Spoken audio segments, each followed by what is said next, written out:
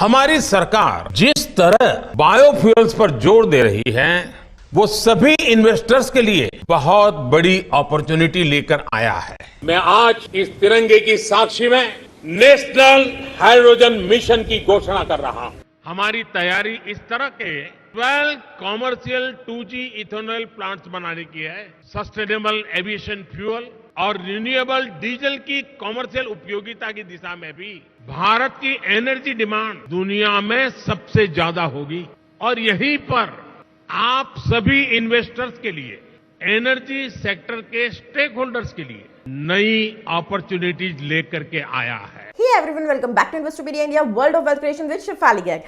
तो यस, हमने सुना कि Modi ji green hydrogen initiative को लेकर क्या बोल रहे हैं, इसीलिए आज का ये वीडियो डेडिकेटेड है ग्रीन हाइड्रोजन पे। इसमें 6 पार्ट्स में मैं आपको बताऊंगी। The first part would be कि ग्रीन हाइड्रोजन क्या होता है। सेकंड पार्ट में हम बात करेंगे ग्रीन हाइड्रोजन बनता कैसे है। थर्ड पार्ट में देखेंगे कि कहाँ यूज होता है ये ग्रीन हाइड्रोजन। फोर्थ पार्ट में देखेंगे कि इंडिया क्या स्पेशल इनिशिएटिव्स ले रहा है ग्रीन हाइड्रोजन के लिए।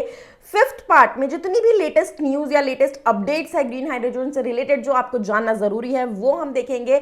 और सिक्स्थ पार्ट जो कि आप लोगों का होगा फेवरेट, उसमें हम डिस्कस करेंगे कि कौन से ऐसे स्टॉक्स है जिसमें अगर अभी आप इन्वेस्ट करते हैं तो आपको ये जो ग्रीन हाइड्रोजन इनिशिएटिव्स या ग्रीन हाइड्रोजन से रिलेटेड जितना भी मूवमेंट चल रहा है, जो G20 में भी बहुत बड़ा टॉपिक था डिस्कशन का, तो उसमें कौन से ऐसे स्टॉक्स है जिनमें आप इन्वेस्ट करें अगर तो आपको बेनिफिट हो सकता है।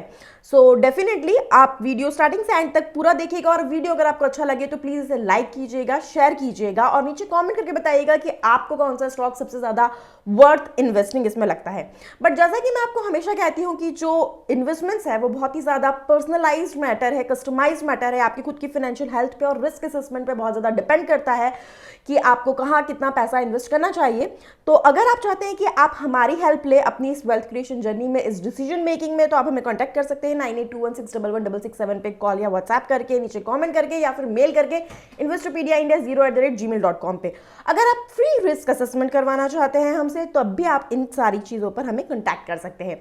Now let me start the video. लेकिन उसके पहले एक छोटा सा रिक्वेस्ट है, आपने अगर चैनल सब्सक्राइब नहीं किया है या फिर आप पहली बार इस चैनल पर आए हैं तो प्लीज नीचे subscribe and bell button press करके चैनल को सब्सक्राइब कर लीजिए और वीडियो लाइक जरूर कर दीजिए। चलिए देखते हैं कि क्या इस वीडियो में है। So the first part of the video कि ग्रीन हाइड्रोजन होता क्या है। तो बेसिकली हाइड्रोजन सबसे छोटा एलिमेंट है पीरियोडिक टेबल का। अभी हम हाइड्रोजन बनाते हैं तो grey hydrogen, turquoise hydrogen, green hydrogen, blue hydrogen बहुत सारे बनते हैं बेसिस डिपेंडिंग कि किस प्रोसेस से हम बना रहे हैं और किस चीज से बना रहे हैं। तो आपकी स्क्रीन पर एक फोटो, इसमें आप देख सकते हैं कि जब हम वाटर को ब्रेक करके इलेक्ट्रोलिसिस की सिंपल प्रोसेस यूज करते हुए हाइड्रोजन बनाते हैं वो होता है हमारा ग्रीन हाइड्रोजन, जो कि रिन्यूएबल इलेक्ट्रिसिटी को यूज करके बनता है। टर्कोइज हाइड्रोजन आप देख सकते हैं मीथेन से बनता है, ब्लू हाइड्रोजन मीथेन या फिर कोल से बनता है और ग्रे हाइड्रोजन मीथेन या फिर कोल से ही बनता है। The process for grey hydrogen and blue hydrogen differ कर जाती है। Our topic of discussion today is categorically green hydrogen. तो अब हम सेकंड पार्ट पे जाते हैं जहां हम बात करते हैं कि कैसे ग्रीन हाइड्रोजन बनता है। तो आपकी स्क्रीन पे फिर से एक छोटा सा चार्ट है। सो बेसिकली स्लाइड में आप देख सकते हो कि सबसे सिंपलेस्ट मेथड जो है ग्रीन हाइड्रोजन बनाने का वो क्या है। हम इलेक्ट्रोलिसिस मेथड आपके स्क्रीन पे मैंने दिखाया है जहां पे रिन्यूएबल एनर्जी सोर्सेस हमने डाले हैं, उसको ब्रेक कर दिया है हाइड्रोजन में और ऑक्सीजन में। वाटर जो पानी है उसका क्या मॉलिक्यूलर फॉर्मूला होता है, H2O। So it is made up of hydrogen and oxygen. जब हम वाटर को ब्रेक करते हैं तो बनता है हाइड्रोजन एंड ऑक्सीजन। थोड़ा और अगर हम डिटेल में देखें कि कैसे ये हाइड्रोजन बनता है और कैसे ये यूज होता है, राइट। जो हाइड्रो एनर्जी है विंड को यूज करके बनता है या फिर सनलाइट को यूज करके जो एनर्जी बनी है, रिन्यूएबल एनर्जी को हमने हार्वेस्ट किया, उसके बाद उसमें पानी मिलाया एंड उसके बाद इलेक्ट्रोलिसिस प्रोसेस के थ्रू बनाया ग्रीन हाइड्रोजन और इस ग्रीन हाइड्रोजन को स्टोर किया, ट्रांसपोर्ट किया and then it can be use for various different purposes. Now आप पूछोगे कि क्या यूजेस है इसके, कहाँ इसे यूज किया जा सकता है, क्यों ये इतना पॉपुलर है। जब हम ग्रीन हाइड्रोजन को यूज करते हैं देयर आर टू मेथड्स। तो फर्स्ट है जो हमने उसका कोई ट्रांसफॉर्मेशन नहीं किया और ग्रीन हाइड्रोजन को एज इज यूज कर लिया। सेकंड केस में हमने इसका ट्रांसफॉर्मेशन किया, मतलब या तो हमने उसको नाइट्रोजन के साथ कंबाइन करके ग्रीन अमोनिया बना लिया या फिर हमने कार्बन डाइऑक्साइड के साथ में इसको कंबाइन करके सिंथेटिक फ्यूल्स बना लिए। नाउ जो बिना ट्रांसफॉर्मेशन वाला हमारा ग्रीन हाइड्रोजन है या फिर ये जो कंपाउंड्स है इन सब को हमने क्या करा, शिपिंग करी, स्टोर करा, and now it can be used for industry purposes in steel industry, chemical industry, refineries. It can be used for transportation, shipping, aviation, car, rail, truck, buses. It can be used in heating. It can be used in power generation. तो yes, जो ये आपको मैंने transportation वाला बताया, ये सबसे ज़्यादा इंटरेस्टिंग है. जैसे कि आपको ज़रूर पता होगा कि हम जो फ्यूल यूज़ करते हैं, जो पेट्रोल यूज़ करते हैं, या जो कोल यूज़ करते हैं, या जो पावर यूज़ करते हैं, ये सब जो है कोल, पेट्रोल, ये सब कुछ non renewable sources of energy. और इसीलिए इसका अरब कंट्रीज़ हैं उनका इतना रिच होने का रीज़न क्योंकि वहीं पर से ये निकाला गया, और इस वजह से वो लोग इतने रिच हो गए क्योंकि सारी कंट्रीज उनसे बाय करती है. इंडिया में क्योंकि इसका कंजम्पशन बहुत ज़्यादा है, थर्ड लार्जेस्ट कंज्यूमर है सारी एनर्जी का, और इसको बाय करना पड़ता है फॉरेन करेंसी में दूसरी कंट्रीज से, तो इसको बहुत ज़्यादा खर्चा होता है इंडिया का इन चीज़ों में, राइट. और ये डे बाय डे क्योंकि खत्म होता जा रहा है, डिप्लीट होता जा रहा है, जिस पेस पे बन रहा है उससे कहीं गुना ज़्यादा पेस पे यूज़ हो रहा है, प्लस इससे बहुत ज़्यादा पोल्यूशन क्रिएट हो रहा है. तो ये जितनी भी प्रॉब्लम्स है, इन सारी प्रॉब्लम्स का सिंगल सोल्यूशन है ग्रीन हाइड्रोजन, क्योंकि ये बहुत इजीली बन सकता है, रिन्यूएबल सोर्स है, प्लस ये पोल्यूशन क्रिएट नहीं करता है. एंड इंडिया के लिए ये बहुत ज़्यादा अच्छा ऑप्शन है क्योंकि इंडिया एक ऐसी कंट्री है जहाँ पे बहुत ज़्यादा लैंड है, प्लस बहुत ज़्यादा विंड एंड सन के सोर्सेज. सनलाइट की अगर हम बात करें तो 365 डेज इंडिया में सनलाइट आती है, ऐसी बहुत कम कंट्रीज है.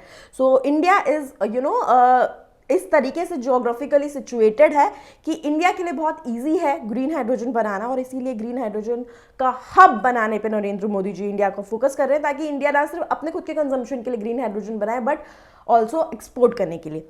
तो आगे हम आते हैं इंडियन इनिशिएटिव 4th पार्ट पे. इंडिया में ग्रीन हाइड्रोजन का ये जो सारा मैंने आपको यूजेज बताया, इसकी वजह से एक बहुत इंपॉर्टेंट मिशन लॉन्च किया गया है जिसका नाम है नेशनल ग्रीन हाइड्रोजन मिशन, जिसके बारे में G20 में भी श्री नरेंद्र मोदी जी ने कहा, जिसका क्लिप मैंने आपको दिखाया स्टार्टिंग में वीडियो में. सो बेसिकली जहाँ पे उन्होंने सबको कहा कि because of this reason and because of ethanol blending and all such projects which are going on, India is a very lucrative investment option.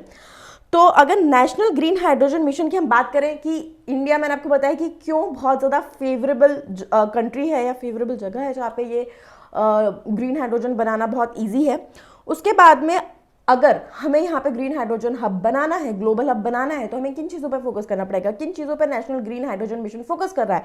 तो आपकी स्क्रीन पर है, देखिए डिमांड क्रिएशन, यानी कि जो हम एक्सपोर्ट्स पर ध्यान दे रहे हैं, प्लस हमारे खुद के जो इंपोर्ट्स, हमें फॉसिल फ्यूल्स जो कोल, पेट्रोल, ये सब इंपोर्ट करना पड़ता है, उसको हम कम कर देंगे. डोमेस्टिक डिमांड हमारी मल्टीपल यूजेज है, ना सिर्फ कोल पेट्रोल की जगह पर, ना सिर्फ ट्रांसपोर्टेशन पर्पजेज के लिए, बट इंडस्ट्रियल यूजेज भी है, पावर जनरेशन में यूजेज भी है, हमारा इलेक्ट्रिसिटी कंजम्पशन इतना ज़्यादा, राइट, उसमें यूजेज है. इंसेंटिवाइजिंग द सप्लाई, कैसे, देखिए जो इलेक्ट्रोलाइजर मैन्युफैक्चरर है एंड जो ग्रीन हाइड्रोजन प्रोड्यूसर है, इन दोनों को डायरेक्ट फाइनेंशियल इंसेंटिव्स दिए जा रहे हैं to promote people to get into the production of these electrolyzer and green hydrogen. Electrolyser use होता है ग्रीन हाइड्रोजन बनाने के लिए, जो मैंने आपको बताया इलेक्ट्रोलाइसिस प्रोसेस, तो उसमें इलेक्ट्रोलाइसिस प्रोसेस में इलेक्ट्रोलाइजर यूज होता है. और ऐसे बहुत सारे प्लांट्स ऑलरेडी इंडिया में बन चुके हैं. अदानी ग्रुप, रिलायंस ग्रुप, बहुत सारे ग्रुप्स हैं जो ऑलरेडी बहुत सारे प्रोजेक्ट्स इसमें बना चुके हैं. रन ऑफ का जो एरिया है उधर बहुत बड़ा एक इसका प्लांट आया है. नाउ जो की इनेबलर्स रहेंगे इस प्रोजेक्ट को या इस ड्रीम प्रोजेक्ट को रियलिटी में कन्वर्ट करने के लिए, तो रिसोर्सेज लगेगी definitely, finance, renewable energy, banking, storage, transmission, land and water, ये सारी चीज़ें हमारे पास अवेलेबल है. रिसर्च एंड डेवलपमेंट, किसी भी चीज़ को करने के लिए, अचीव करने के लिए, ईज ऑफ डूइंग बिजनेस जो कि गवर्नमेंट इनिशिएटिव प्रोवाइड कर रहा है, गवर्नमेंट सपोर्ट कर रही है. इंफ्रास्ट्रक्चर एंड सप्लाई में गवर्नमेंट सपोर्ट कर रही है, हमारे जो बड़े बिजनेस टाइकून्स हैं वो सपोर्ट कर रहे हैं, regulations and standards, skill development and public awareness. So this all things are being taken care by this mission. Now क्या एक्सपेक्टेशन है इस नेशनल ग्रीन हाइड्रोजन मिशन से, तो 2030 के लिए कुछ एक्सपेक्टेड डिलीवरेबल सेट किए गए हैं गवर्नमेंट ने, जो 5 MMTGH2 annual production, 6200 gigawatt electrolyser capacity, 125 gigawatt free capacity for GH2 generation and associated transmission network, 1 lakh crore import saving. इससे क्या होगा कि हम जो इंपोर्ट्स कर रहे हैं एनर्जी का, उसमें हम 1 लाख करोड़ तक की सेविंग कर सकते हैं। 50 MMT CO2 एनुअल एमिशन को हम रोक सकते हैं, यानी कि नेट जीरो पे जो हम जाना चाहते हैं, जो सस्टेनेबिलिटी की हम बात करते हैं, उसमें बहुत ज़्यादा कंट्रीब्यूशन मिलेगा। 6 लाख जॉब्स क्रिएट कर सकते हैं एंड 8 लाख करोड़ इन्वेस्टमेंट हमारा इसमें आ सकता है। So this is a very lucrative one. Now coming on to the 5th phase of the video, जिसमें हम बात कर रहे हैं कि क्या इंपॉर्टेंट अपडेट्स या न्यूज़ है इस ग्रीन हाइड्रोजन से रिलेटेड जो अभी चल रही है मार्केट में और जो आपको पता होना बहुत ज़रूरी है। So the first one, Adani says green hydrogen key to net zero pitches for vertically integrated projects. India जैसी कंट्री जो कि थर्ड लार्जेस्ट कंज्यूमर है एनर्जी की, rather than focusing on replacing one fossil fuel with other, it should focus on renewable sources of energy like green hydrogen. और ये सारी मैंने आपको कटिंग्स पेस्ट करी है स्क्रीन पे, जिससे आप देख सकते हैं कि these are all authentic news. Inox Air Products signs deal for large scale green ammonia plant in India. तो India is a very lucrative option, क्योंकि मैंने आपको बताया जोग्राफिकली हम ऐसी जगह पर है कि हमारे पास में हवा है, हमारे पास सनलाइट है, हमारे पास रिसोर्सेस है, हमारे पास जगह है, हमारे पास लैंड है, हमारे पास मैन पावर है सस्ता. So we have all the things to do achieve this project, this goal. Government launches fresh incentive scheme for green hydrogen, green ammonia production based on demand aggregation. India launches subsidies to support green hydrogen for ammonia and oil refining. India's upcoming national budget will divert fossil fuel subsidies towards green hydrogen. यानी कि हम fossil fuel का जो usage है वो कम से कम करना चाहते हैं, non renewable sources of energy पे हमारा जो डिपेंडेंसी है उसे कम से कम करना चाहते हैं because of economic reasons plus because of the environmental reasons. दोनों ही रीजंस की वजह से हम डाइवर्ट होना चाहते हैं ग्रीन हाइड्रोजन पे, right. Next, MNRE outlines incentives for 2 lakh MT of green hydrogen production. MNRE launches scheme to incentivize production of green hydrogen. ONGC recently signed an MOU with NTPC Green for setting up green hydrogen and offshore wind projects in India and overseas. So definitely green hydrogen is the talk of the town today and for tomorrow and is very important, right? Now coming on to the 6th phase of the video कि कौन से ऐसे stocks है जिसमें आप अगर invest करते हैं तो आप इस ग्रीन हाइड्रोजन इनिशिएटिव से बेनिफिट हो सकते हैं, या कौन सी ऐसी कंपनीज जो इस पे काम कर रही है. See basically you need to understand. आपको याद होगा हम लोग जब स्कूल में थे तो ये पढ़ते थे कि एक दिन आएगा जब सारा पेट्रोल कंज्यूम हो जाएगा या फिर सारी एनर्जी खत्म हो जाएगी, इलेक्ट्रिसिटी खत्म हो जाएगी, वाटर खत्म हो जाएगा, क्योंकि बहुत ज़्यादा पोल्यूशन क्रिएट हो रहा है. प्लस ये सब non renewable sources of energy है, बहुत मिलियंस ऑफ ईयर्स में ये बनता है petrol and coal and all, and हम बहुत रैपिडली से यूज़ कर रहे हैं, तो हमारे आने वाली जनरेशन के लिए कुछ बचेगा नहीं, राइट. बट चार्ल्स डार्विन की थ्योरी क्या कहती है? Survival of the fittest. We as human beings know how to survive and that is why हम अपना सर्वाइवल के लिए ऑप्शन ढूंढ लेते हैं and we have come up with this option, क्योंकि आज की डेट में today's era demand was 2 things. एक, सस्टेनेबल सोर्स ऑफ एनर्जी जो ये ग्रीन हाइड्रोजन प्रोवाइड कर रहा है. सेकंड, सोर्स ऑफ एनर्जी जो हमारे एनवायरमेंट को इंपैक्ट न करे, क्योंकि हम ऑलरेडी बहुत पोल्यूशन कर चुके हैं, तो we need to control that. और ग्रीन हाइड्रोजन दोनों में हेल्प कर रहा है. अगर मैं बात करूं स्टॉक्स जो बेनिफिट होंगे, मैं आपसे कहूंगी रिलायंस इसकी वजह से बेनिफिट होगा. क्यों? क्योंकि वो ग्रीन हाइड्रोजन पे काम कर रहा है. लेकिन अगर आप बात करेंगे, रिलायंस ही वो कंपनी है जिसका अभी इंडिया में जो सबसे बड़ा ऑयल रिफाइनरी प्लांट जिसका है जामनगर में, वो रिलायंस का ही है.